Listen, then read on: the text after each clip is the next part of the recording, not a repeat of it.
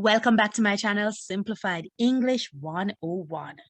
If you are new to this channel, please remember, like this video, leave a comment. Do not forget to subscribe to my channel and ring that good old notification bell so that you can be informed when a new video is posted.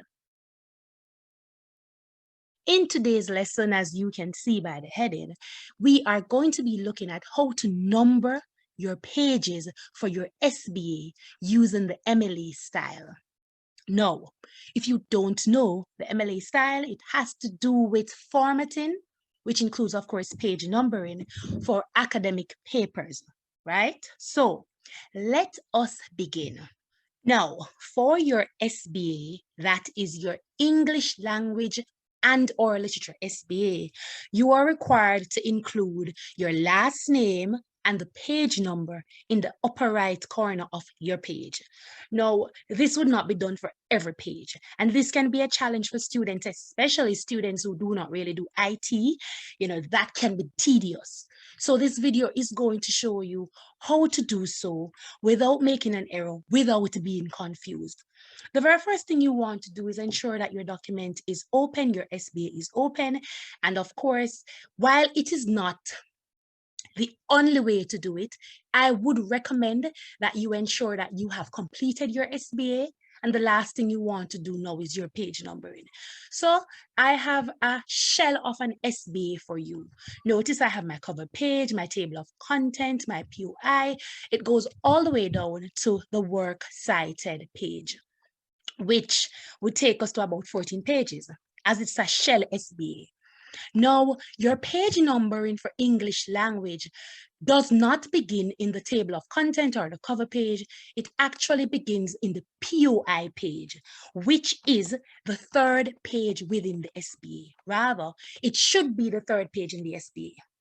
So once the document is open, the very first, rather second thing that you should do now is to ensure that you put your cursor. See, I'm moving my cursor right there.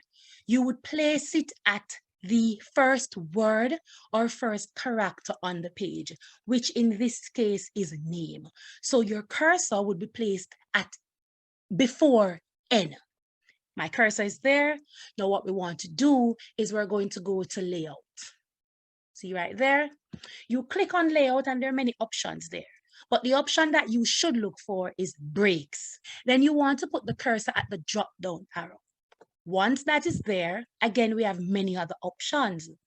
Now you want to click on the option that says next page. This is going to create or open up or activate the page break for you. Once that is done, see the cursor is now active. We are now going to double click in the header section, which is where we're going to be putting our page numbering and our last name. Now, once it is open, you are going to look for link to previous and you are going to deselect it. So once you actually click on link to previous, you have deselected it. Now let's do that. See, we have done that. Now, before you even come out of the design section, which is in the menu bar that you are at, you're going to go to page number. And again, you're going to click on the drop down arrow. There are many options again there.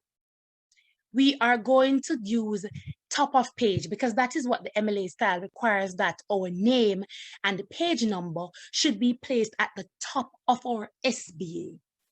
Now, we are going to go to plain 3. Again, this is because of the requirement of the MLA style of formatting. So we're going to click on plain 3, plain number 3. And if you notice that we have, of course, a page number, we are on page 3. And of course, we see page 3 coming up there. Now, I would not recommend that you click out of the header yet, but what you can do to see if the numbering is above or below the POI is to scroll up. Now, if you notice that there is none there for the cover page or the table of content, but if you go down, you realize that we have a continuous numbering.